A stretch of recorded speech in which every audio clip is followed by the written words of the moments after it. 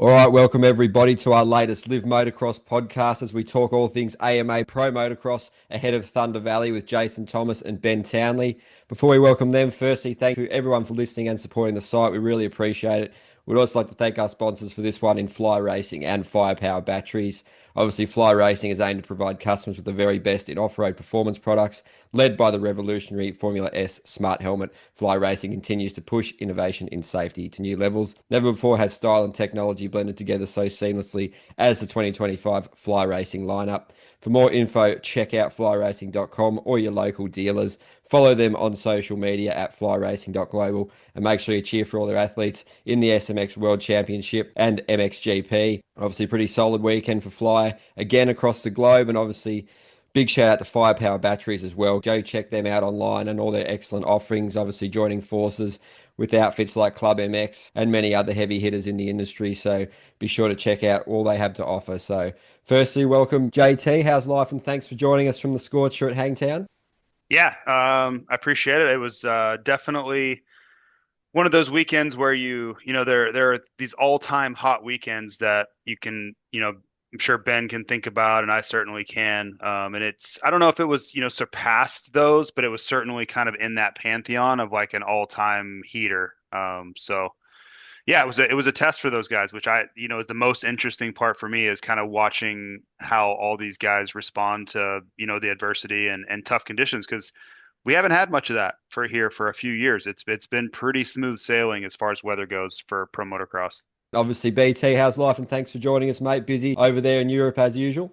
Yeah, it has been, mate. It's been busy start to the week, couple of days riding and a couple more days to go, and then Jagger's racing again on the weekend. So it's been busy start. It's an interesting comment that JT made there, like just in terms of like the human brain and does it surpass,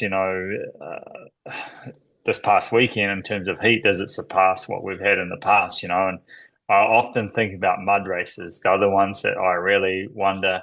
We always think in the heat of the moment, man, that's the worst mud race I've ever been to. And I can attest to that this year. And JT can attest to this because I don't know, but he was at what I feel was one of the worst. Well, certainly as a helper or an assistant, I wasn't riding in Spain this year, but my son was. And the pits were what I feel were the worst ever conditions I've ever experienced in my life as a motocross. But it's I guess the point I'm making is just what your mind is what relevant in your mind in the moment, right? And I'm sure there's been a lot of other hot races. I don't know if I experienced a lot of extreme heat in America. I mean, sure, it was hot, but I didn't have those like what seemed like was absolutely a scorcher on the weekend. And I know there's been a couple of other ones. JT, I listened to your podcast that you did yesterday or the day before, whenever it was, and you were talking about the final round at Parla. I think was the COVID year, maybe, and they had to shorten them, or they shortened the motors as well. So I guess the point I'm making is it's just there has been certainly extreme heat races, extreme mud races, but it's just what's relevant at the time in your mind, I think, is how you perceive it. For sure. Yeah, no, I was just gonna say the mud in Kozar. I think I told Ed, but when I left, I took my shoes off, my pants off, and I threw them both in a field, which I'm sure they're probably still both in that field because I was covered in mud up to my knees and they were just junk. So I drove to the nearest gas station in my boxers. So that's the kind of weekend that was. I'm glad that someone else can attest to it. It's not just me.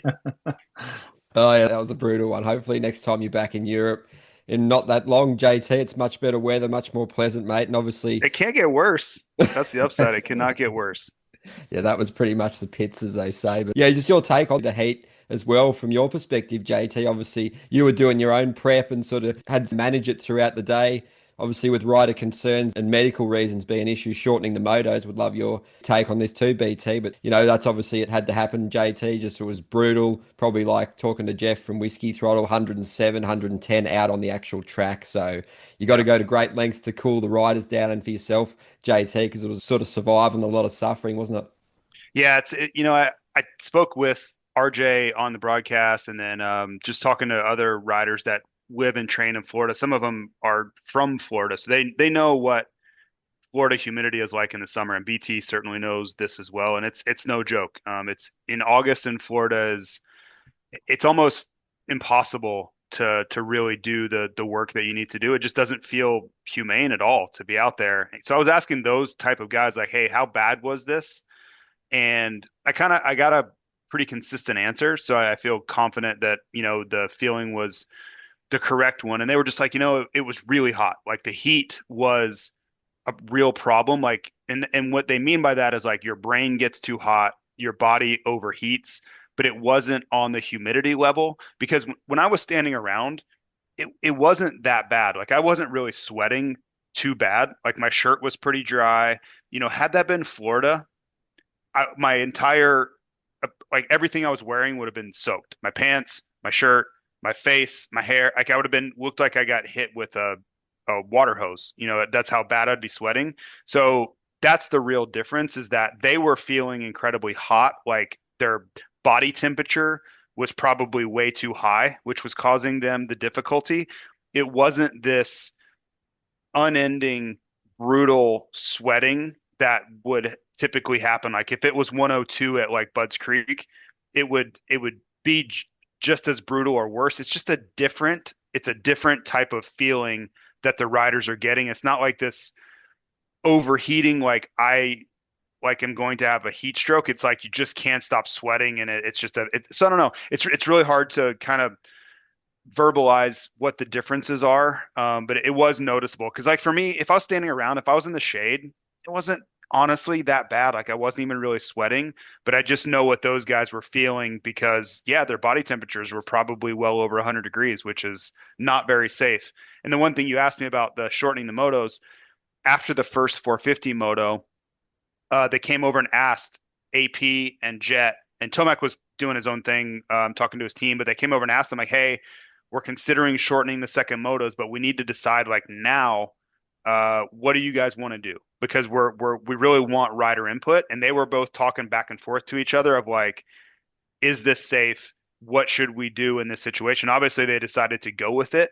But it was purely based out of like, we don't want to have someone to have a real medical emergency, because we decided that these guys should be tough, like, and I, in the end, part of me says like, yeah, that's supposed to be the toughest sport in the world, but also, man, like, is it really worth someone going to the hospital or worse to prove that out? Like, I don't know. It's a tough thing.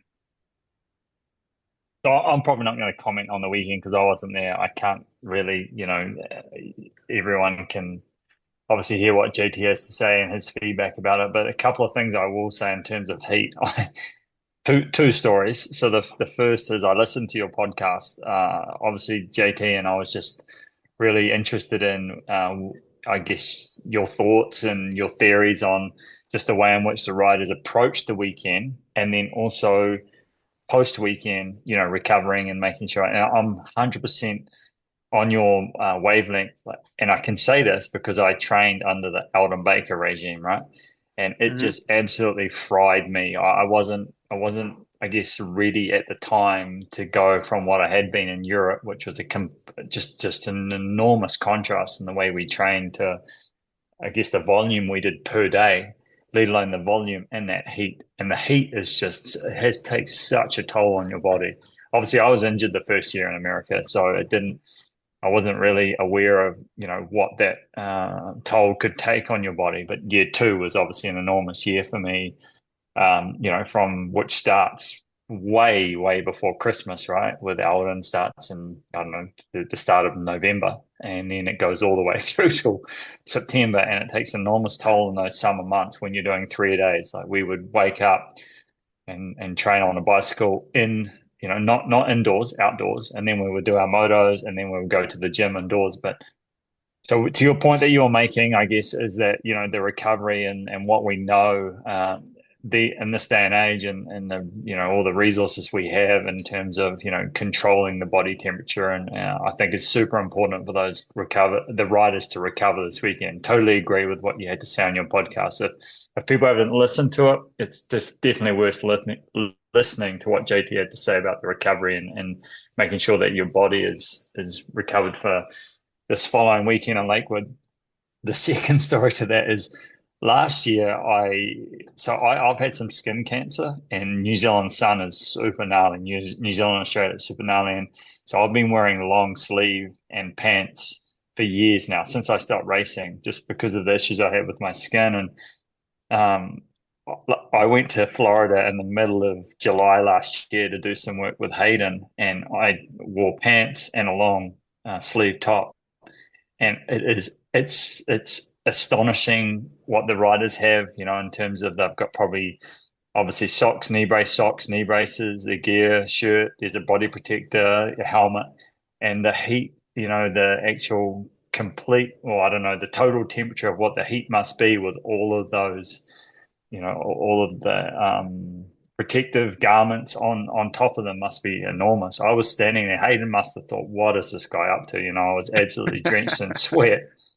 But I can attest to how hot it is in the middle of summer in Florida, with those gnats. I'd forgotten about the gnats. Like, if people don't know what they are, they're these millions and millions of tiny little bugs that, if there's no breeze or any type of wind flow whatsoever, these bugs that are just attached to your face. So yeah, the heat, it's something else for sure. And I've heard a couple of comments just in regard to Prado, and he made comments about he'd never experienced it. Now, I've ridden all over the world. I can attest to this, similar to what he has. There's nothing like the American heat and the American motocross. There is nothing like it. I've raced in Thailand and Indonesia, those areas, and Europe, when we've had some absolute scorches. I remember one in France. I even rode with one of those, I don't know the name of it, the camel pack style things, that feed straight into your helmet one year, because it was 40 degrees Celsius, but it's not anything like what you experience in America. I can attest to that. I've had a few beers, and I'm pretty loose with the lips tonight, and it's just nothing like it. I can assure you of that. There's nowhere in the world that has, in terms of racing a dirt bike, that you experience that heat. Yeah, that's awesome insight there, JT. You know it really well. And obviously you mentioned, the recovery with hydration and replacing fluids and nutrients and all that. That was a really cool segment you did on your podcast there. So I guess, yeah, that'll be probably less so in full force this weekend ahead of Thunder Valley. But just some other thoughts from Hangtown. Obviously, we'll touch on Jett's. I guess it was race management was really impressive this weekend. Obviously, preserved energy in the first moto and settled for third, and then controlled the second moto, got the gap over Cooper, and then just handled it. So he was obviously worried about that side-to-side movement on the bike, not completely happy. He said he doesn't mind the up and down, but that side-to-side, you could see it on the broadcast, gets pretty sketchy for him. And obviously you were saying he still looked super comfortable like he is with those gaps, more comfortable than you making a morning coffee, I believe was the reference, JT. So another really great ride, wasn't it? It was, and I don't think he was all that comfortable on the weekend. Just kind of watching, it's subtle with him because he's so damn good at what he does that you really have to kind of parse through what looks comfortable versus not. But I got to jump in here. Yeah, Sorry to cut you off. It's relative, right? That's Yes. that's the biggest word you can use. For him, it's relative, and to 100%. the viewer or listener, that's where you have to take have that in context, right? For him to ride at the speed he does, and so I just wanted to really make that point. Sorry, JT. No, you're 100% right. If you just watched him in a vacuum, you'd be like, oh, he looks fantastic. Well, yeah, but I kind of know what I'm looking for from him, and he's not able to kind of pick up the pace at will. He looks like he's kind of laboring in some sections. He looks really hesitant, right? And those are things that you just learn through watching a rider over time. We've just seen excellence from him for so long that when I'm watching him, like, like they're AP and Tomac deserved a ton of credit in the first moto. They were, AP especially was riding out of his mind. Again, on a relative basis, right? And all these things, that's where context comes into it. But Jett, he was unable to or unwilling to take risk that it would have been required to go chase those guys down. And I think it was the first time I've ever watched him in his career where I was just like, he's not going to be able to go get these guys, because normally he's able to, even if it's not this, I'm going to put a minute into everyone. he can be like, okay, if you need to go a half a second faster, I can do that too. No problem. Right. But these guys systematically pulled out to like a 12-second gap on him. And he really, I'm unsure of whether I want to say was unable to or was unwilling to try to close that down, because I think he's acutely aware of where the limit is. And you could kind of see him saying, yeah, if I try to go to that place the way my bike is right now, where I'm at, it's not going to end well. And I ruined my entire championship at this race last year in the first moto. I'm not going to do that again. Like, I'm not going to do that again. So, you know, you could, if you don't like Jett, which there are a lot of people that are huge Tomac fans and they're not Jett fans, that's totally fine. That's what sport is. But I do give Jett a lot of credit for being willing to swallow his pride in that moment and just say, nope, I'm just going to get third here because I can't catch them. And if I try to catch them, something bad's going to happen. And you have to think about a rider who's won, even now, 17 out of 18 450 Pro Motocross races. By most accounts, people consider him I do anyway, to be the best racer across all disciplines in motorcycle racing. For him to be willing to swallow that pride and just lay up and get third with really no fanfare. He didn't come in screaming and yelling. He didn't complain. He didn't blame anyone. I thought it was a pretty big testament to his maturity that we're watching. And, you know, it's interesting to think about maturity in Jett, because his off the bike demeanor and persona versus his on the bike racecraft are like two wildly different things. Like I feel like I'm talking to a 14-year-old and then I'm watching a 28-year-old race. But it was, I actually was like, everybody else was like, man, like Jett wasn't very good. And I was like, I don't think I could be more impressed by what I just watched, because he was willing to let that happen. And then in the end, I didn't know he was going to win the overall, but in the end he did. Right. And I think there's so much to be said for him just quietly taking his medicine in the first one, getting a third place and moving on. And then guess what happened in the second one? He figured things out a little bit. He still wasn't overly like impressive speed wise in the second moto. Like, it wasn't that type of day for him. But you look up at the end of all of that, he extended his points lead. He grabbed another overall win. Like, it's just as it was supposed to be. You know, it's pretty wild how these things turn out. And, you know, the last thing I'll kind of say on it, in 2022, he was winning 250 races. And I really believe his ability on a motorcycle was really unlocked by the 450. But he was finding ways to win on the 250 kind of against all odds. Like, he was like, it would be like a 4-1 or like a 2-2 for the win. Like, it was all these strange mathematical finishes and he was finding ways to win overalls. It reminded me of that, where he was willing to accept whatever was given in the first moto and not freak out, not do anything outlandish. And then in the end, he still got the job done by just executing the way he needed to. So I don't know. I'll probably get people that hate me on Twitter for talking so great about Jett again, but I simply refuse to not acknowledge the things that he's doing and the ways he's finding to succeed even when things aren't perfect for him. You're a hard act to follow, JT. So why aren't people going to hate me when I say that very similar, points? I'm gonna straight up say he was unwilling. He was unwilling to, and that just goes to like, if you go and watch in detail, there were a few moments on the broadcast, right? And you would have seen more, but just in what I could view on the broadcast, he was unwilling to push it any further than what he had at that point in time. So I'm going to go with that. You had two. I can't. What was the other word you used? Unwilling or just unable. I don't know. And unable. And yeah. So it was unwilling. Yeah, unwilling. I would tend to without agree a doubt on that. Yep. Not unable. No, this. No doubt. For the people that are watching, that the Jett haters and hating on JT for saying that, it's unable. He can push it, but we potentially could have seen him end up on his head. There's no doubt about it, right? So that it's unwilling. I guess I'm going to use a contrast in terms. I know Eli pretty well, right? And a little bit of background detail here. is we all think he's an animal on a motorcycle. He is. We talk, you hear this beast mode quite often, and it's been, used, I guess, again on the weekend. He is very similar in that sense, Eli Tomac. If he is not comfortable on his motorcycle, he is unwilling to ride at the level he's riding at. I know that for fact because I know him personally, and JT might or might not know this, but that as much as you see this beast mode and he just rides like a pure animal and you hear the thing screaming, he will not ride his motorcycle in that zone if he's not comfortable. And I guess if we circle back to the point you made there, and you see you made a point there that a lot of, or there's a few riders that really unlock. I think you made the comment to the point there that Jett has really unlocked on a 450. That's where you see the great riders, right? When you're able to get yourself to the point on a motorcycle in a 450.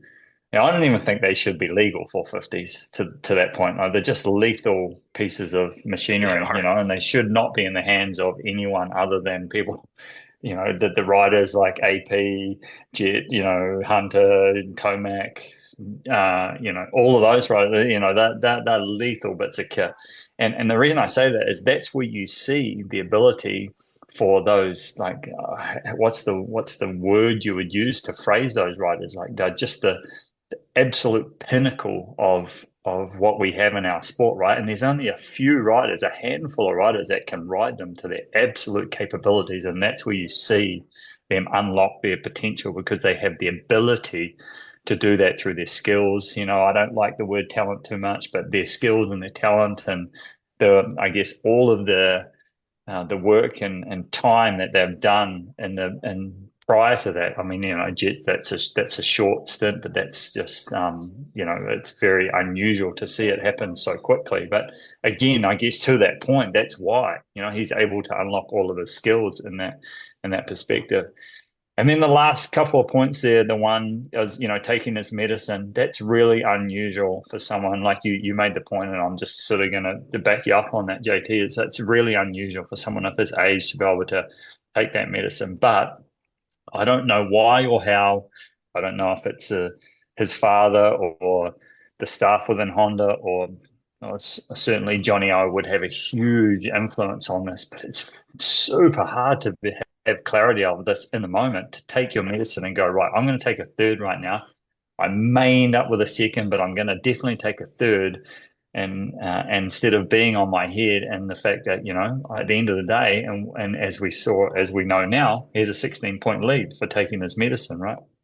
The final point there is I've seen comments in a press conference or an interview. I think it was with, I can't remember who it was with, but AP stated he's going to win a moto this year. And holy crap, did he come close to winning a moto in the third moto of the season, which is pretty surprising for me, just based on, I guess, what we know of Jett and Eli and what we saw from them the weekend prior and how far, off of that lead time, the rest of the pack were. So I was super impressed with AP. And I don't know, I'm big on the detail, JT, and you may be able to answer this, or you may even look into this for this weekend. But did you notice that AP's running twin walls now instead of fat bars? Like, that's a decent change.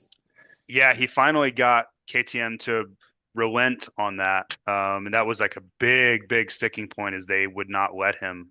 So it's interesting that he's showing all this burst of speed at the same time, but that was a big talking point that he claims he had been pushing for a long time, and they finally let him have his way.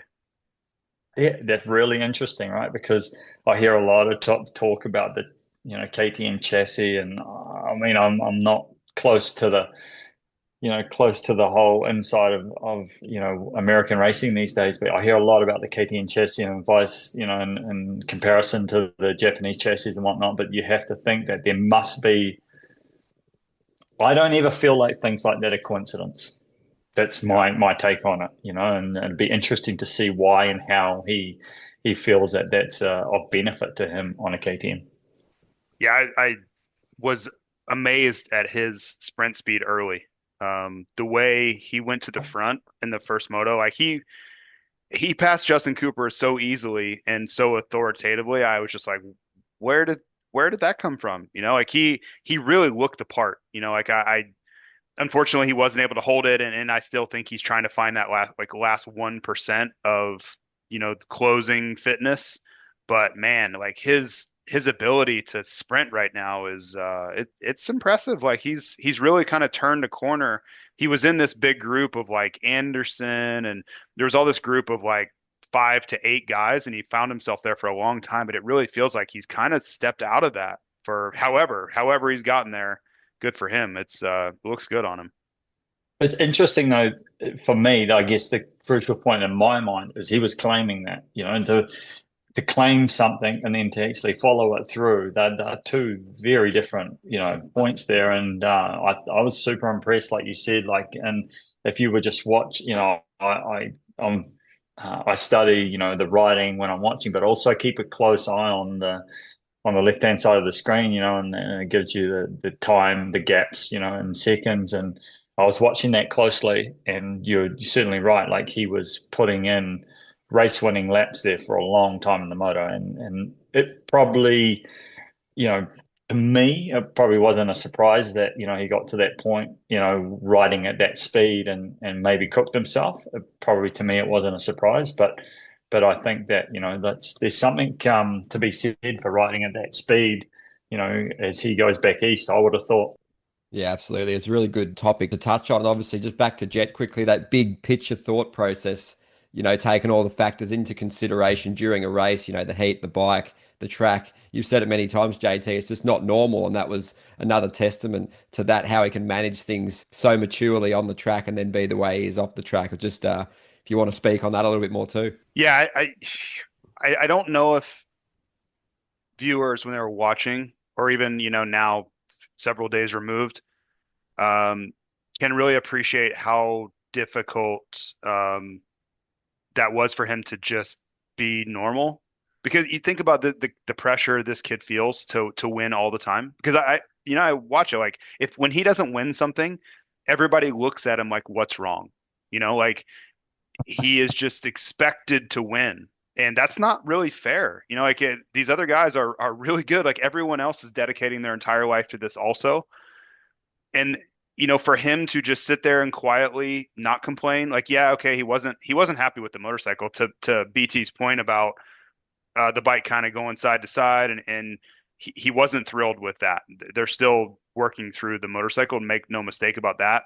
But he didn't go up there and say, yeah, I had to ride around at 70% because my bike wasn't good. He didn't take any of those easy outs. He just kind of said, yeah, whatever didn't go that well would need to be better, like whatever. Like I just think the contrast and maturity of what my expectations of him are versus like kind of what he's showing us. Like he's literally like growing up right in front of our eyes. Like we're watching, as BT has said, we're watching greatness, but I'm also watching this kid go through really hard life experiences off the track and on the track. And you're just seeing him learn how to handle it. You're just seeing him, he's internalizing it.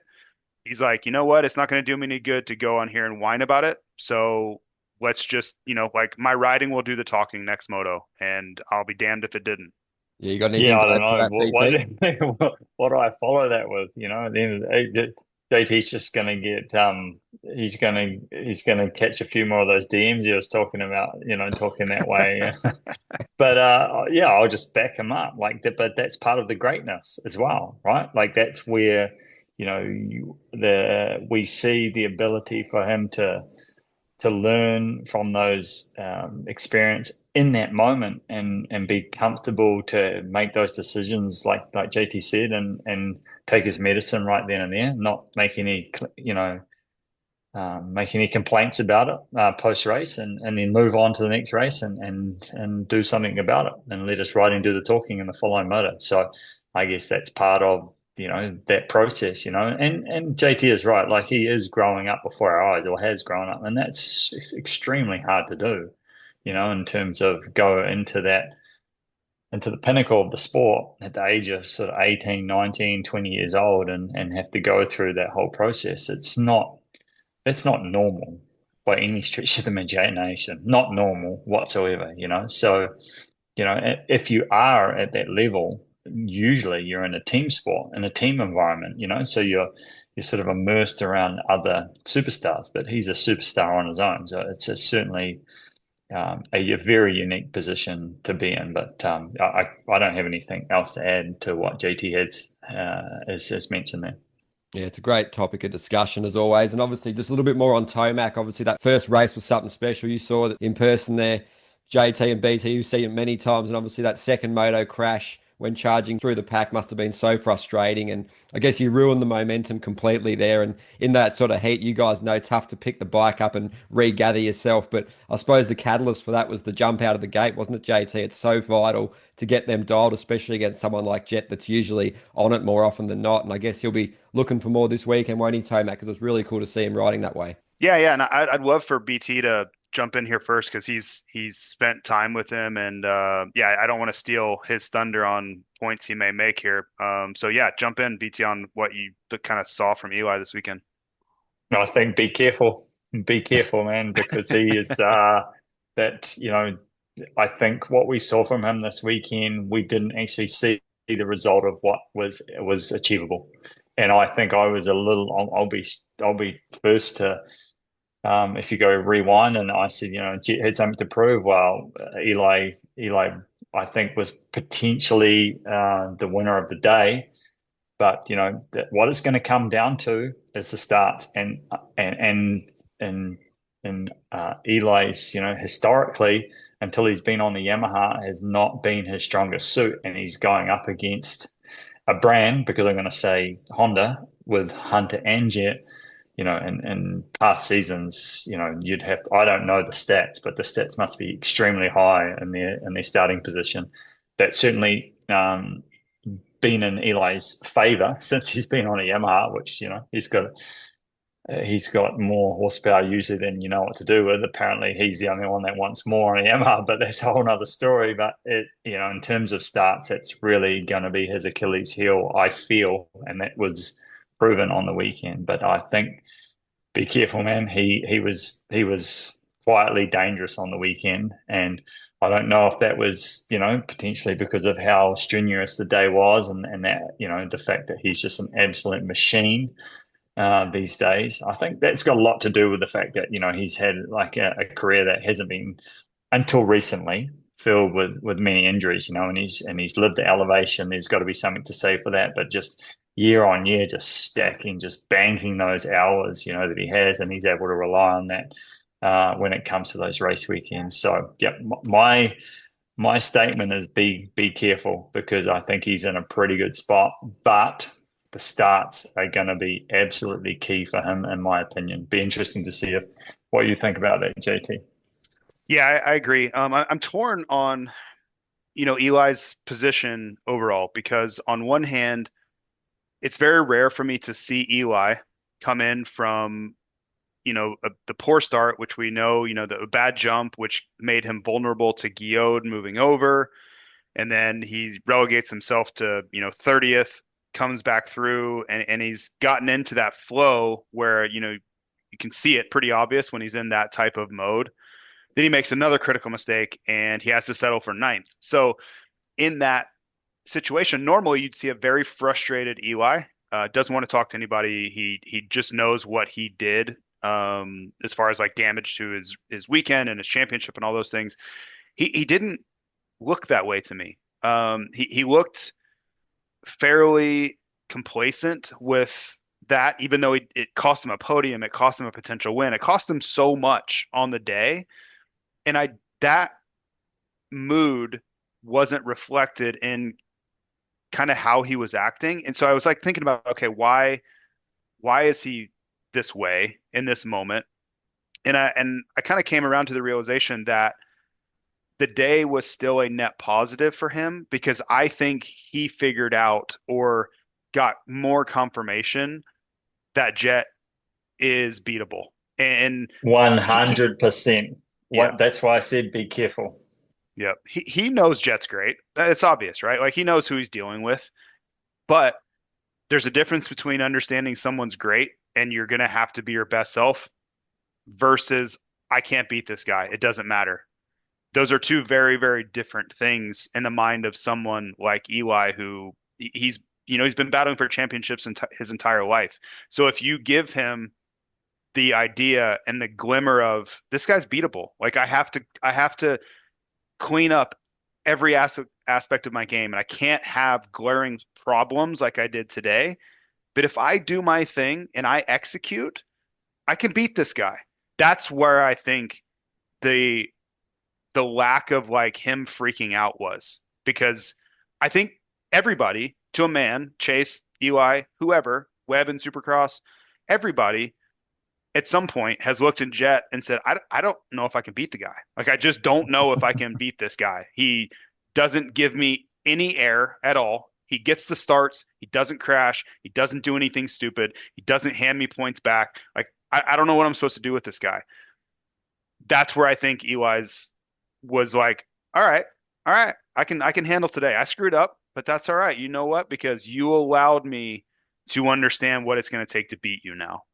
So that's going to be really interesting to watch those two, kind of the mental chess game going on between those two. But the other side of that coin is you can't make mistakes like Eli did on the weekend. And just because you understand now that he is beatable, unfortunately, all you did on the day that you learned this was lose more points. And that's the pressure that Jett puts you under, is he doesn't have to have his best day. He hasn't gotten third in a moto since last year when he was injured.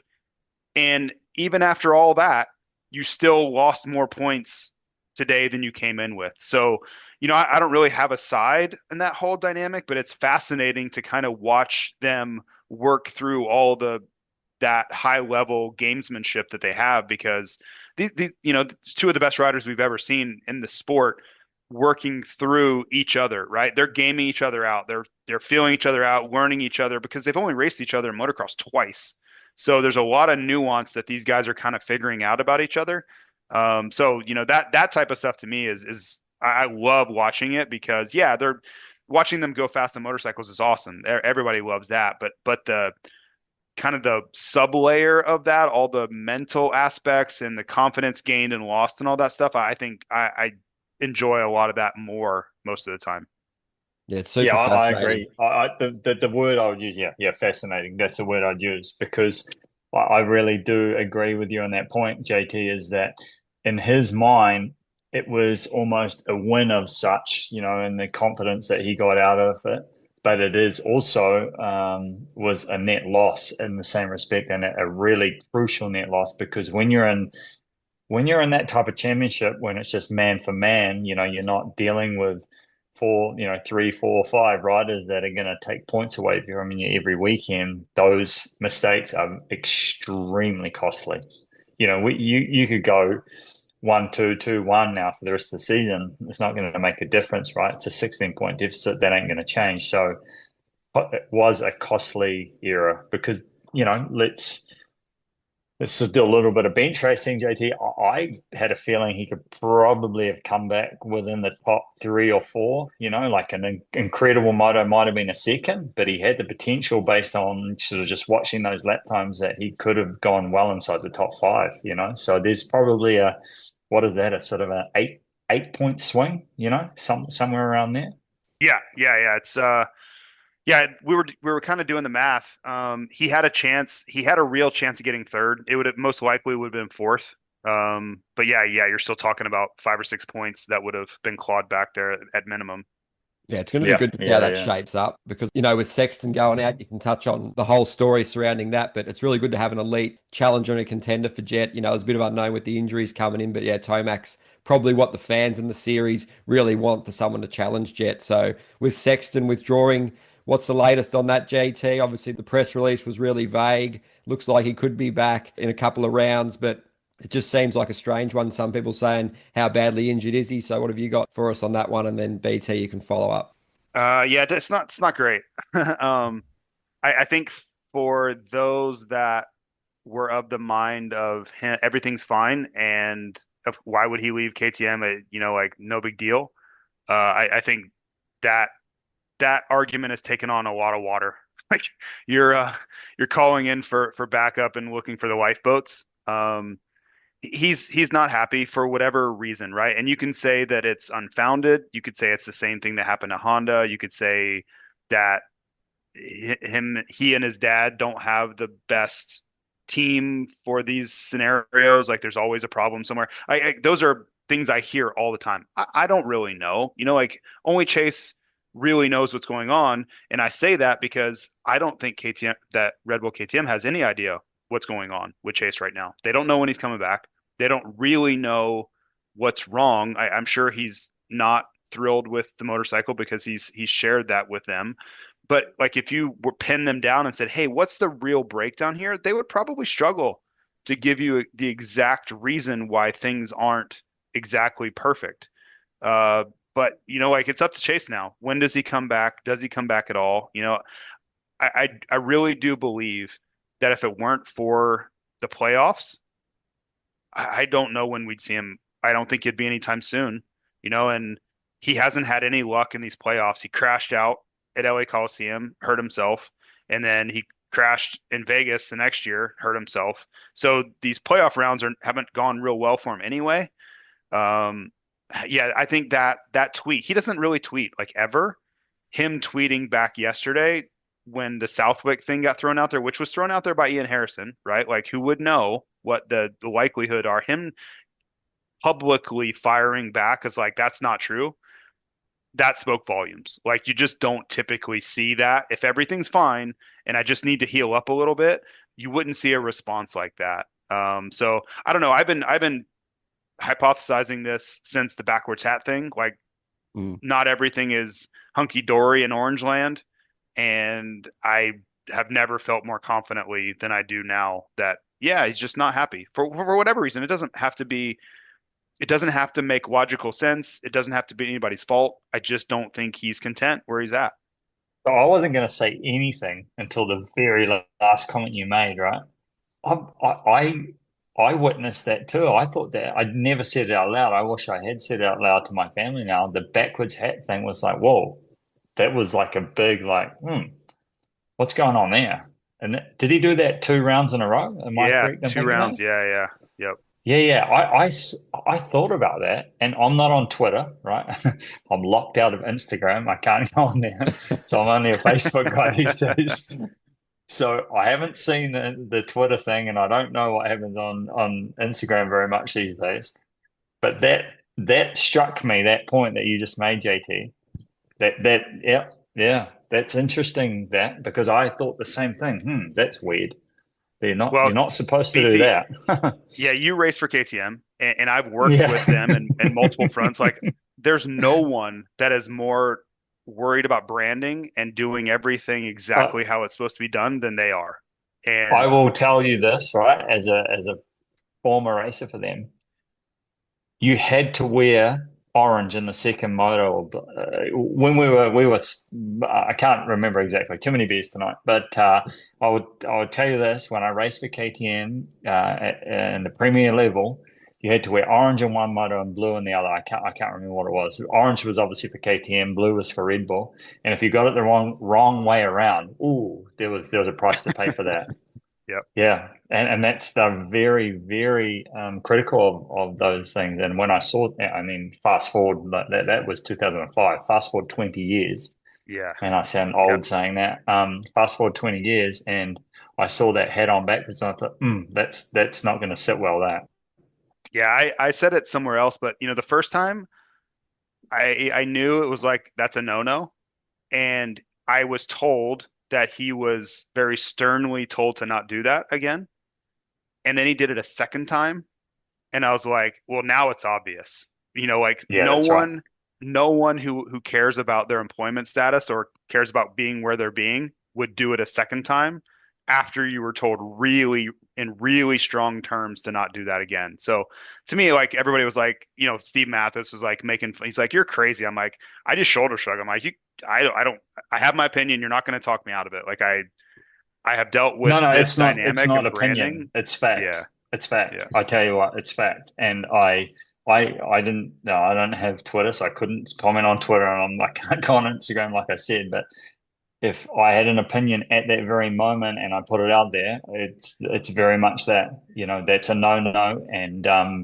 And then when I saw it 2 rounds in a row, I thought, there's something to say about that for sure. So yeah, Steve's wrong about that one, I can tell you that. Definitely sends a clear message, doesn't it? And obviously his potential future teammate Prado, give us your take. Firstly, JT, obviously improvement in the second moto to get fifth.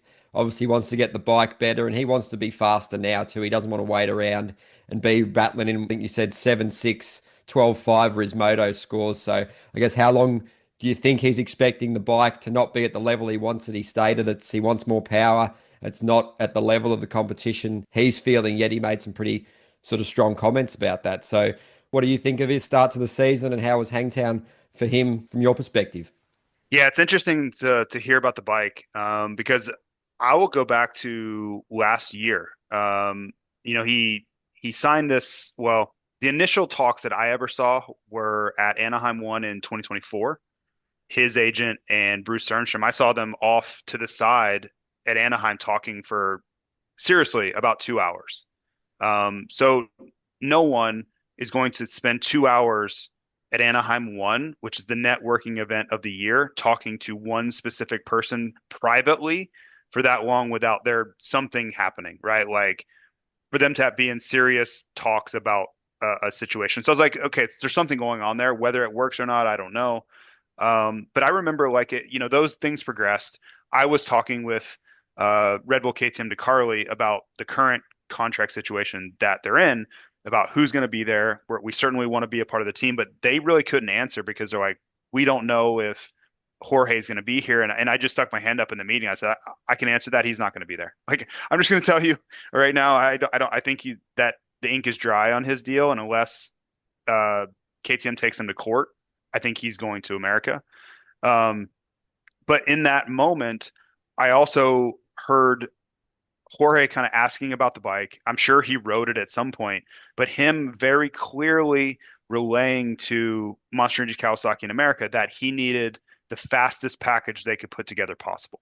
That is what he wants out of his motorcycle because he doesn't want to have to rely on carrying a lot of speed. He doesn't want to have to rely on like overriding it the way that Eli does. Like he kind of wants to point and shoot.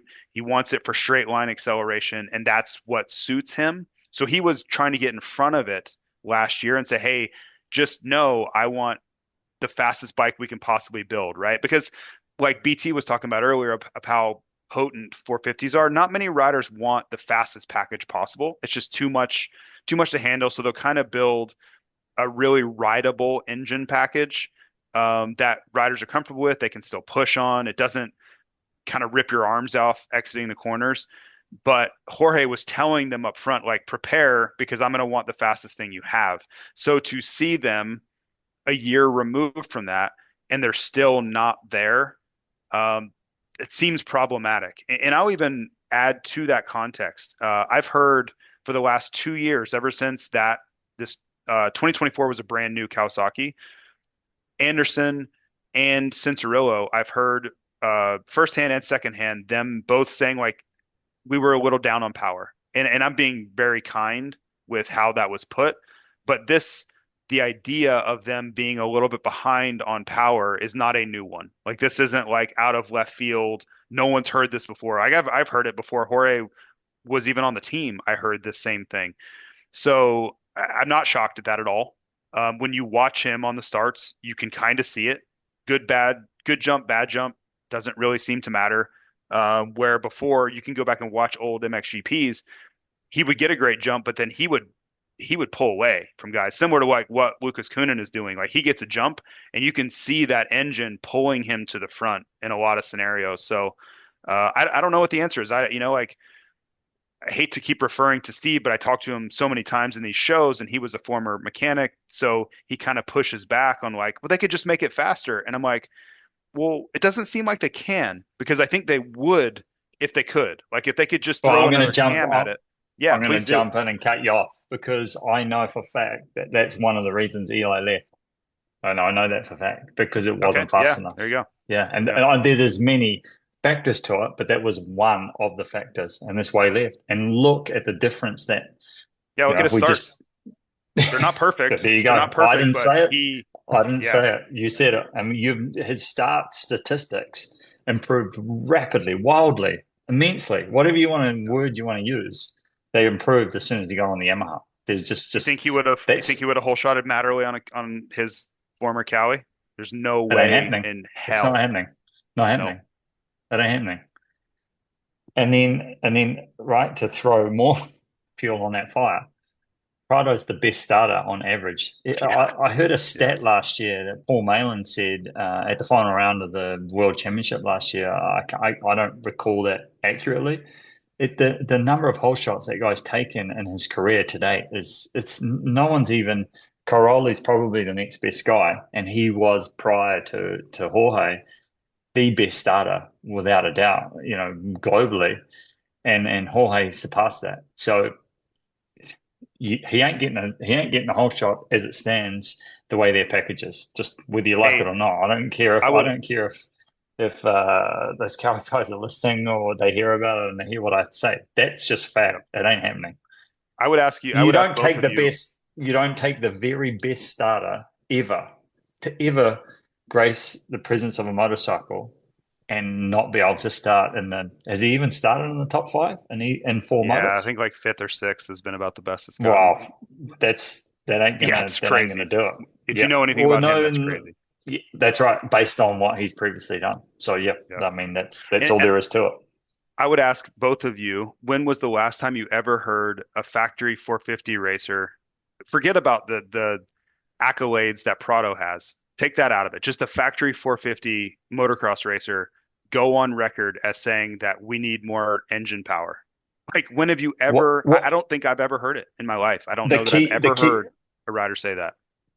Yeah, but I think the key point to that, what you're just raising, that point, is go on record publicly. Exactly. Because exactly. Yeah, right. yeah. That's what I think like, he whoa. knew. I think he knew that he kind of had to, because I think he was probably doing it privately and he probably wasn't getting the results that he needed.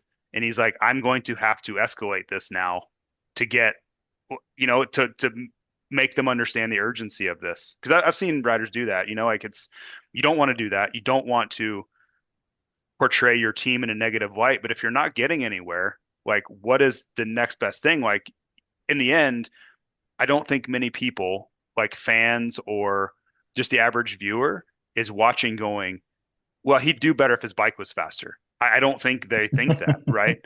So I think he's like, hey, there's a real problem here, and I'm not going to just keep getting my ass kicked here because everyone just thinks I suck now. So now I'm going to make public what our issues are, and we need to sort through them, because I don't want to take all of this negativity on my own when I've been begging for more performance.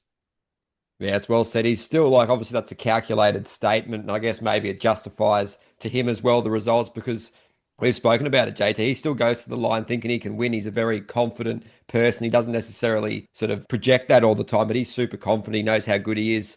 And, for him to be doing what he's doing, he wouldn't have taken those moto score lines heading in, would he, JT? No, it's got to be a tough thing for him, and I don't think he feels like all is lost, over there. And I'm sure he, you said it's a calculated statement. I fully agree with that, because I think this wasn't like something he wanted to do. He didn't want to go on the record and say that our bike is, for lack of a better term, my bike's too slow. That's essentially what he's saying. Yeah, like, and he doesn't want to do that. He's not trying to portray them in a negative light. I think he's just trying to air what the challenges are, because everybody's kind of looking at him and goes, what's going on over there? Like, we haven't seen you ever do anything but run around the front. Even when you weren't ready to win MXGP World Championship, we at least saw you running around the front. There was just some inconsistency, and there were, you had some bad days. The mud, you didn't ride very well. The sand, you didn't ride very well. But like, it wasn't that you were a minute down to the leaders, which is kind of what's going on right now. So I think he's just trying to get two things. I think he's trying to accomplish two things. It's one, explain what they're battling, and then also put a little bit of pressure on his team to come up with more answers, because I don't I think they're kind of like, no, we're going to be okay. And I think he's looking back at them going, we're not anywhere close to okay right now. So just to like back you up on that, JT, that is exactly what's going on, but to both of those points. And just so like the viewer or listener just can understand how good this guy is. When he went to the premier class in Europe on a 450, I think he broke his femur shortly into the season. He was competing to win that world championship from the moment he stepped onto a 450. I mean, this guy is good. Like, how many? He's got 4 world championships under his belt already, I think, to this point. So he's that good. And when you're not witnessing what he is capable of by a long stretch of the imagination, and make no bones about it, if he's on something that he's comfortable on, he's certainly a lot better off. And go back to the first episode we did together, I said it out loud, that he's not riding anywhere near his potential. And a lot of that in this day and age, and I've thought about this a lot because I've been very critical of riders and their setup and then the feedback they give them, blah, blah, blah, and whatnot. But the speed that they are currently racing and competing at and riding their motorcycles at in this day and age on a 450, like you said, the word you used, they are absolutely potent, the way they ride these the bikes they ride. And if they're not comfortable, they can't ride to their absolute potential. And if they don't have the tools under them to start with, they're not going to get anywhere near their potential to start with. So totally agree with what you're saying and the way that he's worded that publicly. There's definitely a bit of both in those comments or that statement. Yeah, I think he's done a remarkable job of staying calm because how frustrated think about what he felt when Jason Anderson passed him at Fox Raceway. Like he probably wanted to ghost ride his bike off the track. He was probably so pissed off at the world. I think his patience in the end, I think his patience is starting to wear thin. And that's why you're seeing comments like that is like, I'm not going to just take all this heat on my own. You've hit the nail on the head about the patience. 100%. He's the best of the best. You don't win four world championship at his age. I don't know how old he is, but like that's a hell of an accomplishment at his age, and especially 2 premier ones, and certainly was in the mix the day he rode into there. He jumped into the MXGP class. Then he got hit with what it seems like that long COVID, or blah blah blah in the middle of it, but his patience is already running thin, and that's because he's a high achiever. He's the best of the best. Yeah, he wants to, obviously, after missing that Supercross, he wants to show what he's all about and get the results. And obviously, JT, before we wrap this one up, mate, we've gone a little bit over here, but just any thoughts on a final topic? Do you want to chat about Deegan's another impressive performance despite being unwell, or some thoughts ahead to Thunder Valley? You pick. Just this weekend will be interesting. The elevation is it's not an overwhelming challenge, but it is unique. The riders have to change their gearing around. They'll start in first gear versus second gear. There are some unique things about this particular race that they won't deal with anywhere else. So I always like to see who can stay in front of that, like be smart, who can work with the team, who can understand what the asks are and all those things, and who recovered from last weekend. Are there any residual effects from that? Like that's all fun for me. And then the 250 class, I think we got exactly what we thought from Hayden. He just honestly, after the first moto, he looked like he hadn't really ridden. The second moto, he was dealing with something, his throat, whatever. He looked a little bit more taxed. But I'm telling you, in the first moto, he rode past Kitchen, and true to form, was like peppering him with like comments like, "It's not even hot. What's your problem?" Like I was just like, "Oh my God, this guy's relentless, man. Like he just will not give anybody a break." Because Kitchen was in rough shape, and Deegan is just like not in his face, but as he rides by him, and then sitting in the chair, he just chirping him over there, like, "Yep, yep, yep, yep." Like I'm like, "Oh my God, dude, give the guy a freaking break." But he didn't even look tired. So if you're going to be that much faster and that much fitter than everybody, have at it. Like it's not how I would do it. Like I'm not a boastful guy, but like if these guys want to do something about it, like they're going to have to do it on the racetrack because clearly they're not willing to off it. So I got to jump in quickly. I got a couple of things, JD. I've watched that, what you're talking about, like this today. I watched it on Facebook. Something came up on my Facebook from Whiskey Throttle Media, and then they must have someone that does a lot of filming behind the scenes. And there's a raw clip of him riding into the behind the podium area where they have all those quick shades set up. And he literally, he can't get past Kitchen's bike, and he sees Kitchen there. This video from afar, and he starts chirping Kitchen about it's not even hot or something like that. Or you can't. No, that's what he said. That's what he said. It's not even hot. There you go. Right. So I wasn't really completely clear about what I heard. Then he sits down and he's just chirp, chirp, chirp, chirp. And I was laughing my head off watching it. I watched it twice because the first time I didn't have the volume turned up enough and I wanted to clearly hear what he had to say. So that's one of the comments. I just want to ask you quickly before you go, JT. My boys, they watched the 2015. What was the year Eli kicked everyone's ass? 2015, was it? At Hangtown, yes. Yep. What I want to ask you is just in regard to the track. Did they set the track up in a smoother sense? They did a lot of dozer work between qualifying and the first moto. Did they do that because of the heat and they didn't want it to be too overwhelming in terms of roughness? Because if you go and watch the 2015 version of Hangtown, oh my God, it was so much super slow. It's slow, yeah, because it's slow. Like this, it was like this track was on steroids this weekend. Like Eli, it was set up for guys like Eli and Deegan to just come in there and just let their bikes have all they could have in some of those downhill right-hand, or at least two of those downhill right-hand corners. Even the rollers, if you go back and watch 2015, they were absolutely just like on eggshells riding through those rollers. Every roller had 2 or 3 bumps that the bikes had filmed on top of the roller. So I'm interested just to hear if you knew that they set the track up because of the elements they were dealing with.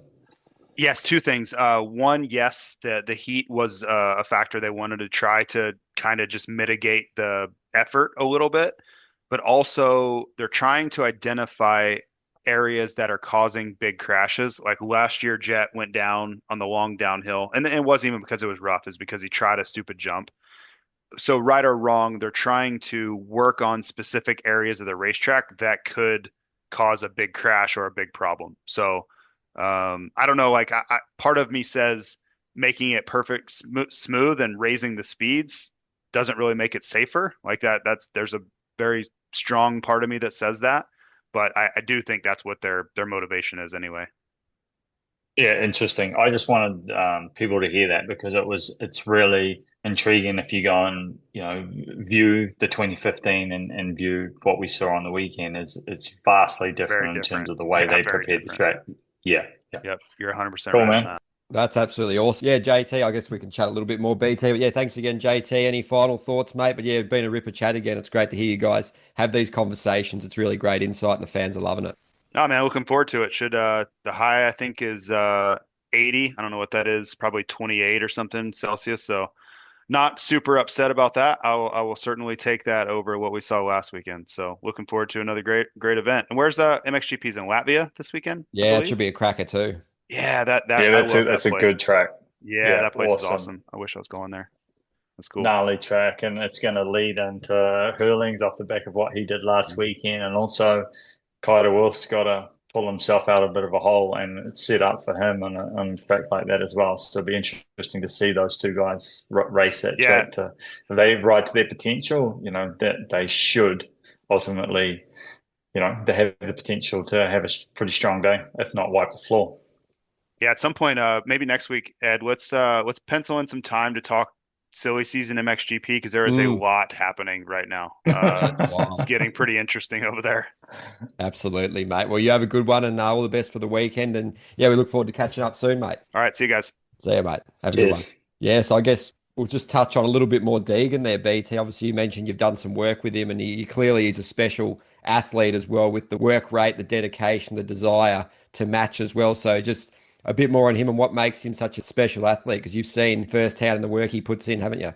Yeah, that's just the grit. That's the word that I would use to summarize what probably sits at the top of the pile for him. And we see that week in, week out with him. You see it, and even in Supercross. Like in terms of if you have a comparison to him and Cole as an example, in Supercross, the skill set is probably not at the same level in execution, but his desire and grit to actually make it happen, overcomes the I guess the differential in skill set at times, and that's to the average viewer or listener, that's relative, and relatively speaking, obviously he's extremely skillful rider, but when you get up to the level, and I'll stand by saying this, when he gets onto a 450, he's going to need to be better in a sense of what I'm talking about, the grit.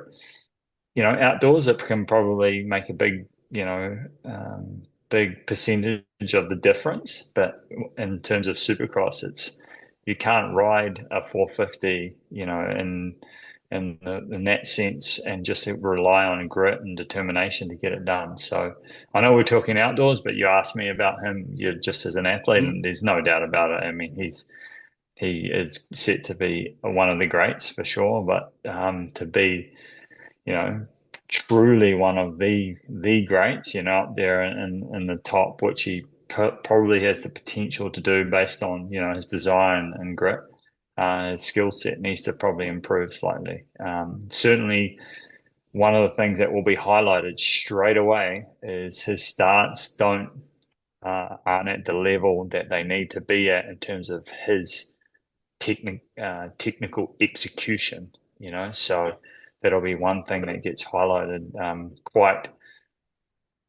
I guess it would be identified in a sense on a 450 a lot more than on a 250. So yeah, I mean, just to answer your question, on the weekend, I think purely that track led into his favor a lot. He loves to carry high speed, bowl the corners, really just attack. If that was the 2015 track, Hangtown version that we just talked about, probably a little bit of a different scenario, in terms of what he won, probably. But certainly there would be, other riders, Chance, Joe, Levi, that you can use their skill sets a lot more in those conditions. So I think don't sleep on those guys if we have a 2015 version of track to race on. Yeah. Yeah, it should maybe this weekend might be more of a leveler, but it was pretty cool. Obviously, you got to respect Deegan because he does talk the talk, but he does walk the walk too, and he's got that sort of pretty unique attitude that not many other riders have, and he wants to sort of flex on everyone, doesn't he? And I guess, yeah, that track, like you said, as a rider, obviously it's a fine line because some dudes would probably prefer the smoother track, and some dudes like the tough tracks, really technical. So I guess there's strengths and weaknesses of each rider, but as a rider, you want to be challenged as well, don't you, mate? So it's a bit of a balance, and I guess you just got to show up each weekend, backing your skill set and coming in confident too. Yeah, I like the flexing part for our sport, as a fan. I think it's just brings such a storyline, and whether you like it or hate it, I don't like to use the word hate, but whether you like it or don't, it's really cool for the sport, and it gives us something to talk about. And the viewing is mouth-watering at times. There's no doubt about it. So I like that part of it. Like, make no bones about it, that was a super easy track on the weekend. Super, super easy. It was. You're laughing, but it was easy. You go through it turn by turn. You through the whole shot corner to turn two, it was barely bumpy. If you look at turn two to down turn three, that is usually far, far rougher down to turn three. Then you go up the hill, we call that turn four, down to turn five. Like that was smooth. If relatively talking down into turn five, and then you go up to turn six, is the hairpin at the top of the big jump there, and you go down. Well, if going down into turn four was smooth, is like a highway going down into turn seven. So, and then the rollers, they were super easy. It was almost in a sense, right? If you talk it and do a comparison of relative terms, that was like an amateur American track in terms of the way that it developed. Yeah, just to give people relevance to it, right? And then they set that up on top of it. See, I'm talking about roughness in terms of like braking zones in America. Like you don't get a lot of acceleration roughness in America, in a sense. You do maybe more at Hangtown and Parlin because just of the nature of the soil on the West Coast, but braking zones are normally on downhills, especially at Hangtown, extremely rough and gnarly, and yeah, just to have a lot more gnarly sort of lines to them. You didn't see that on the weekend, and then on top of that, at the bottom of those turn 4 and turn 6, like it was like a Daytona. But they brought the dozer out there and created just the most beautiful lines just to go in there and absolutely rail. And that led into the hands of guys like Hayden and Eli. There's no doubt about it, you know. So I think certainly the track was definitely led into their favor to somewhat. Yeah, it's really awesome insight, mate. And obviously you've been there, done it and seen it. And it's really, obviously it sort of would have been a good sort of test for everyone to go back and watch that Hangtown race from, 10 Oh, years they ago, should. the lads did, but because it would have been a good comparison. If you've got time, go back and jump on, on YouTube, search for that 2015 track and look at how different it is. It is immensely different. And I know you can't judge the lap time because the layout always at Hangtown is slightly different. There's a different variant, but you just have to look at that section which never changes, turn 6 up to turn 7, which is that roller section. They were attacking that all day long. Like there were no qualms about holding that thing wide open. Well, if you go back to 2015, they are absolutely crawling through that section, crawling through it. So, and they attacked that all day long with no qualms whatsoever last weekend. Yeah, it's super interesting, mate. And obviously, anything else you'd like to touch on the 250s? Obviously, Shimoda going 2-2 again. You get the feeling if he gets a better start, he could probably maybe give Deegan a challenge. It's hard to say that really, but he can show, like JT said on the broadcast, he's shown him and Deegan are the only two that can really make those charges through the pack towards the front. So have you been impressed? Obviously, he was battling with the heat by the end of that second moto, but Shimoda's had a nice start to the season, nice and consistent, isn't it? Yeah, if you talk about it independently for Joe, it's a really good start for Joe. One of the best he's probably ever had. And if you look at him, and just talk about him as an individual, but if he then start to compare and look at, what's his capabilities, I think that Hayden probably still has more in the tank, to be honest with you. And he certainly will, I've said it already, he will show that grit and determination if he's backed into a corner or if he feels like, that gap is closer than he wants it to be. I don't have any doubt in my mind that he's well and clear the favourite in that category. So I think it's a good start for Joe without a doubt, but I don't know unless it's super technical and Hayden has an absolute howler of a start and, it's just backed into sort of around the 20th, fifth, from 10th to 20th, and he can't make his way through the field like he needs to because of, how technical the track might be on that day.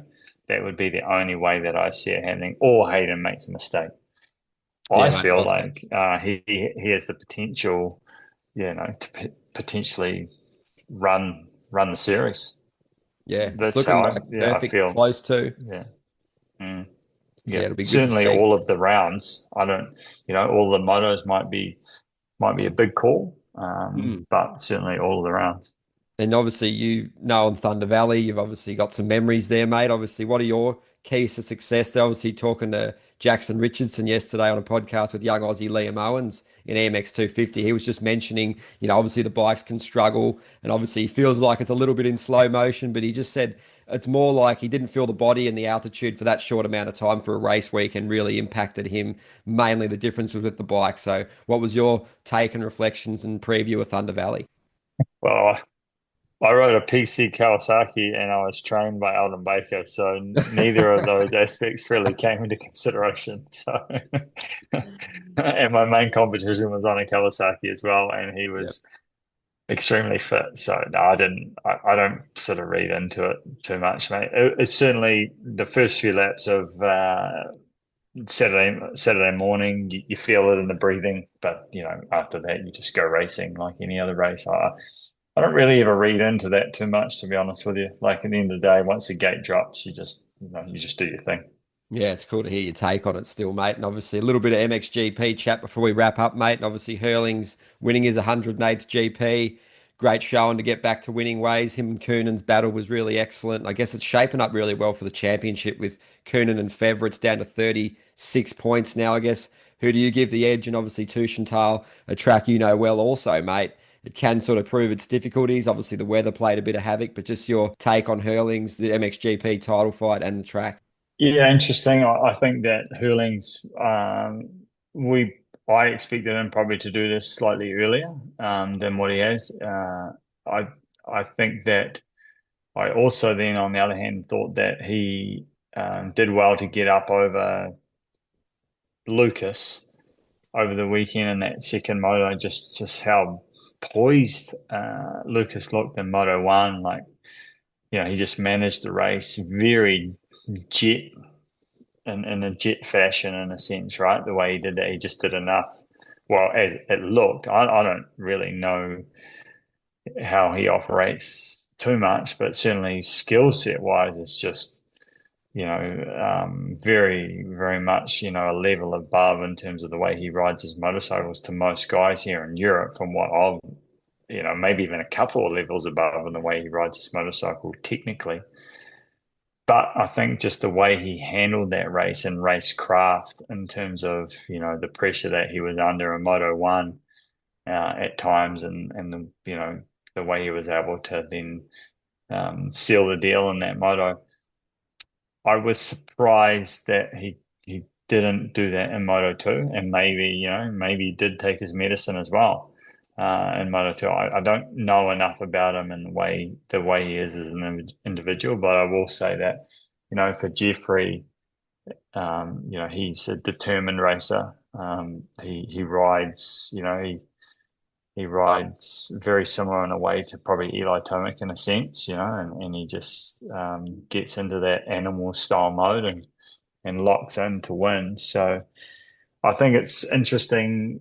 He's obviously not in the title fight whatsoever at all. But what it does do, if he puts himself, in the mix and he gets in between Lucas and Roman, it's going to be interesting in terms of that can have serious swings and points. That becomes 5 points per moto if Lucas is winning and Roman's in third. That's all of a sudden, 2 motos on a day. That's 10 points. That gets chewed up real quick, and then you throw in Saturday, which is really interesting scenario. There's another 10 points up for grabs on Saturday as well now. So you can have a 60-point weekend, and a guy goes 3-3 on the weekend with another third on the Saturday. That's an enormous swing of points right there, So yeah, going to be interesting. I think that, you'd like to think that with Romain's experience that he'll be able to control the championship from here on out, but I'm not convinced either in that respect. He made another mistake on the weekend, which you'd like to think, for a rider of his experience, he shouldn't make that type of mistake, which he did. And then you'd think that Lucas is only gaining experience weekend after weekend with the way he was able to handle Moto 1 and still finish second in Moto 2. I think just overall, you have to think his confidence is just weekend by weekend just skyrocketing. So yeah, it's going to be interesting, that's for sure. And crazy to think we're halfway through that series. That was the halfway point of the series. So there's still a lot of points to pay out in that series. Yeah, it's going to be so good to follow, mate. You touched on it really well there. And obviously with Fevra, you look at the riding, he's so experienced. He's got all the skill sets now, really. He's really worked on the sand. Obviously, he's so good in the low traction environments, throttle control. He does everything so well. But just still at his age, those little mistakes still cost him. It must be so frustrating for him, frustrating for the team. It's pretty frustrating for the fans too, because he's got it all there to put it together. And I guess it would be cool 10 years after his first MXGP title to win it again, wouldn't it? But he's just got to limit those mistakes because everything else is there otherwise, isn't it? Yeah, it is. There's no doubt about it. He has what looks like the full package, but then you see mistakes like that, and you think, and then it's then I guess the reaction to that and how you control your emotions and your environment and racecraft from that point, and not allow yourself to make any further mistakes or put yourself at any more detriment after that. So yeah, it's going to be really interesting. I think just the fact that Lucas would have gained so much confidence in the past few GPs about what his potential is and what he may be able to achieve. And have to go back, rewind the clock all the way back. There was obviously some major injuries that he had sustained prior to the season that no one still knows anything about. And he was able to put himself or push himself through that pain barrier. He must have an incredible pain tolerance because, from what you do here around the traps, there was some major injuries with his wrists, and yeah, he was able to score points the entire way through that. I'm not sure of his entirely, accurately his results at that time, but then to now put himself in a position to win multiple GPs, in a row and come up, very, very closely short of winning another one. Yeah, there's a lot to be said about what he could achieve in the second half of the season there. There's no doubt about it. Yeah, and he's another rider that's really good on all surfaces, really. So looking ahead to Latvia, it certainly shapes up as an exciting GP with obviously Hurlings off the back of the win. It's a really exciting round. Usually the track's usually pretty fast. It sort of forms up with, it's got the sand, but it's got a hard base. It gets pretty square edged and can get pretty demanding, mate. The weather could throw a banner in the works and should be a good event, mate. If you've given someone the edge, I believe Cam Duncan, the filmer's off there this weekend too, fellow Kiwi. So it'll be awesome for him to enjoy that too. So just your takes on Latvia and Kegums. Yeah, it's gnarly. It's a real gnarly track. I raced in 2016 on Suzuki, and it's got that soft, by nature it's a soft track, but it's got a really hard base to it and creates like quite harsh bumps in a sense, and you've got to be really on guard about that, and it can catch you really, really easily in terms of, the way the bumps develop, and it's risky in a sense, that track. So I think that like you said, Lucas, he's seems to be able to rise to the occasion on all surfaces, and like you said, remains developed his riding style to be able to race on all surfaces. I mean, I think he was, if not Dutch Championship for the first time this year, has been multiple time a Dutch motocross champion now, and that those surfaces are far from clay. So and so he's developed. Well, again, the point I'm getting to there is he developed his full, style for all surfaces now, and going to this round, it will be important that he asserts himself in that top three and is able to at least, I shouldn't say stem the bleeding yet, but it's certainly starting looking, have the feeling of starting to be a bit of bleeding going on. And that's what I said, like, if Jeffrey is, getting back to form, which I don't think he's fully there yet, but you may start to see that, even though he won, obviously rode really well, but the conditions sort of weren't, there were challenging conditions due to the rain, midway through the day there. But I think going into Latvia, certainly the conditions are more up his alley. But he's not a good starter, and Keegan's is not a fair start whatsoever. Lucas has shown that he has become a very good starter on the 450, consistently good. So if he gets himself into position and gets away, quickly and is able to sustain that lead and then let's just play like a little sort of bit of a role play here, Hurlings can only do second, and isn't able to bridge that gap because of his starting statistics. And then Roman, the best he can do is third. Let's go back to that swing on Sunday. That's a 10-point swing all of a sudden, So going to be interesting and really interesting to watch. That's for sure. Yeah, absolutely, mate. I'm not making any predictions, but it's just I guess just a view that you could have, heading into this. I know you can have millions of views, but different scenarios and views, but I think that's one that's certainly probably got pretty good odds based on what we've been seeing. Yeah, absolutely, mate. It's a good indicator, and I think you're pretty well spot on with that. And that MX2 title fight we'll quickly touch on. Obviously, Adamo has gone to the top. Obviously, Langenfelder had the red plate for his home GP and didn't have the weekend he wanted. But obviously, it's pretty impressive what Adamo's doing. Obviously, bouncing back after that unsatisfactory title defense from his point of view and from many of the fans and onlookers. And for himself, he wasn't happy with that. And obviously, got that consistency back. He's beginning to impress a lot and he's got that good speed. He's pretty tenacious rider, isn't he, mate? He always backs himself and he's got a bit of that grit, like you mentioned before, too, mate. So, really interesting to see how does DeWolf respond. Obviously, he's not completely healthy, but definitely expected Kai to be probably streets ahead at this point, didn't we? Yeah, we did.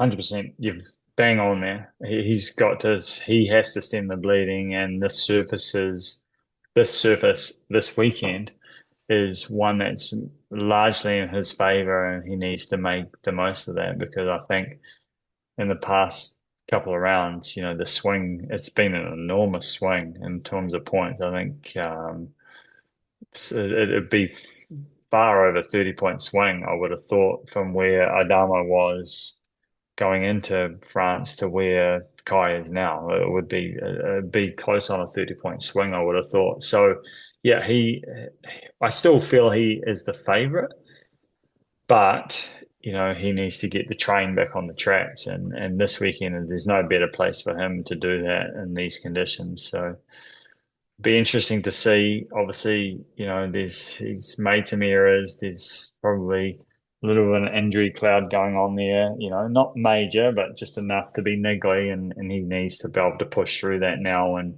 assert himself back at the top of that class because it's been two complete rounds. Well, I guess he got second, didn't he, in the second moto on the weekend? Yeah. But near on two complete rounds where he hasn't been anywhere, sort of three of those four motos, let's say, he hasn't been anywhere near the front of the pack. So I think he needs to take confidence out of that second moto. He was able to start from a very mediocre start position. Torch and Tail is a super unfair start. It's like this weekend's unfair, but last weekend is about as unfair as it gets, So I think, to the fact that he was able to start as well as he did in Moto 2 from that position, if he's able to execute starts anywhere near like this weekend and then be on that style of surface, like I said, it's a soft by nature surface, which should be favor him a hell of a lot more than any other surface in recent races or as we go, further ahead until we get to Lommel. Certainly it should be one for him to stack some points away, and he's got to stem that bleeding. Yeah, it's great that both championships have a pretty nice title fight going. It's really great for the series and great for the fans. And obviously, before we wrap up, mate, how the young lads going? How's Levi's recovery? Jagger's obviously churning out the motos, mate. He's been racing a heap, like you said. So the boys are going well. Yeah, it's been. We actually had a quiet week last week. So when we spoke last, Jagger, sorry, had 7 days off the bike, which I think we all needed. To be honest, since Levi had been injured, we switched the role play really, and Jagger raced I think 7 or 6 weekends in a row and 7 race events, all national championship or European championship events over that time. So it was pretty hectic. 6 weeks, so we had a weekend off, and which is good. And Jagger's he's been back on the bike, done a couple of days riding. It's crazy drought where we're living in France. It hasn't rained here for 8 weeks, so it's extremely dry. So, and they don't there's no there's no watered tracks in this area or region. Well, there isn't really actually in France. Actually, you could summarize Europe a lot in that. There is a few in across Europe, but there's not many at all. And so 8 weeks without rain, it's extremely dry. To give you an idea, went to the track on Tuesday and I changed 5 air filters just on Monday, and then another three more on Tuesday, and I was out of air filters by that point. So yeah, it is very, very dry. So yeah, Jake had a good couple of days. He actually rode a little bit of Supercross. The Tuesday we went to a track, and the club track, motocross track, but they actually had a small Supercross track there. So did a few laps on that, mainly because I ran out of air filters. So I said, go over and play over there, and that'll finish your day. And then he's going to race basically a regional championship round this weekend, which looks like a really cool track. It's just been incredible, his experience, I guess, and the ability to ride different tracks and terrain and competition. And yeah, been amazing for him. Really, really cool. I guess, for the fact that Levi got injured, which was obviously a bummer for him, has been a real positive for Jag, and the amount of racing that he's been able to do and the experience and that he's been able to gain this year is vastly more than what we had intended. And Levi, he's doing well. He's training a lot. He's not in a plaster anymore. He's in like this sort of like I don't know, like almost like a brace in a sense. It's hard to explain. And then so he's just training in the gym and swimming and doing cardio sessions, and he'll have a checkup soon to see if he can jump back on a bike pretty soon. So it's looking pretty positive, but just wait and see what the doctor has to say and then go from there. Yeah, mate, it's a process. I guess he'd be getting pretty frustrated. He just wants to get out there riding, I'm sure.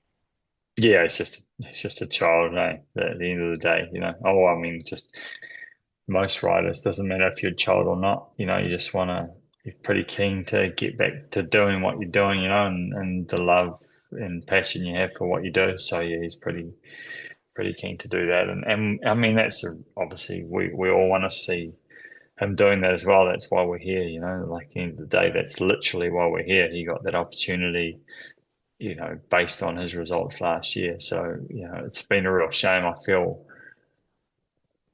gutted for him in a sense, just the amount of racing that he has missed, and just valuable experience, and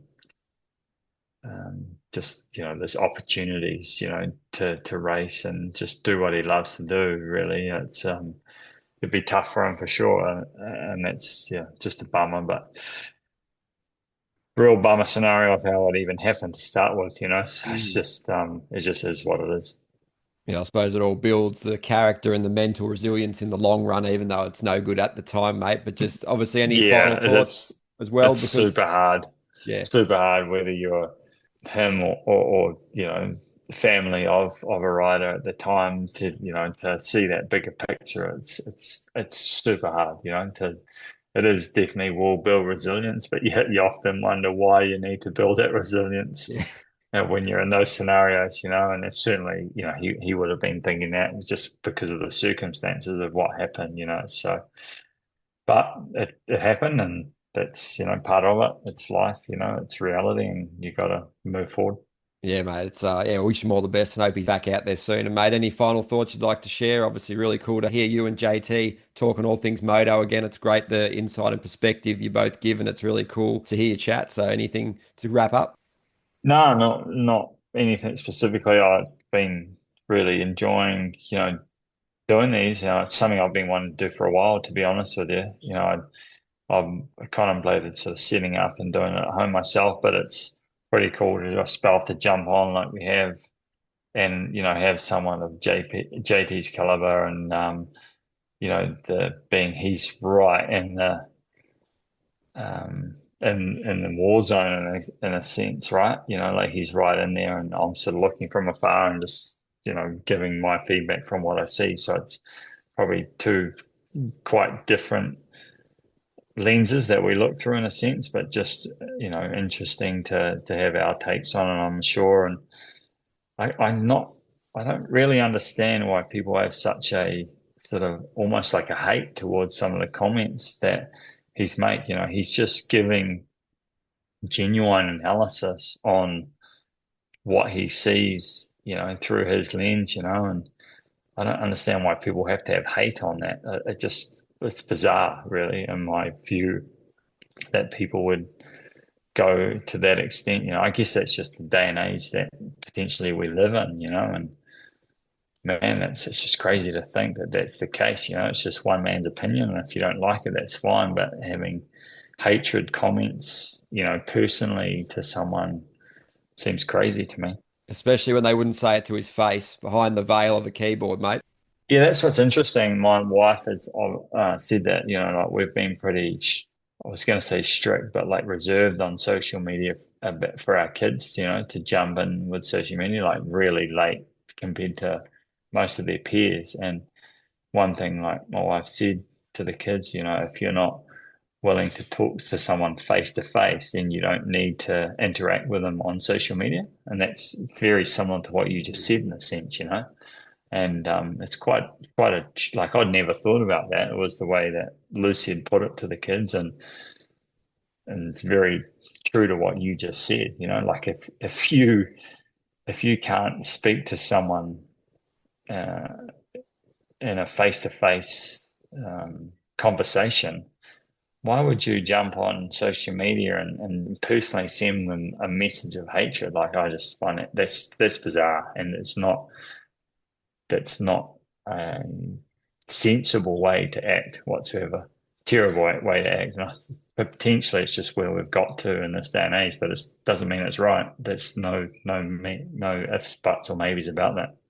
Yeah, it's crazy. Like people just aren't, responsible or accountable for their actions or words, and it's not the way it should be really, mate, is it? Obviously, it's just everyone's got the freedom now and the voice, and the online just gives them a platform to express themselves, and yeah, any sort of respect goes out the window, it seems, doesn't it?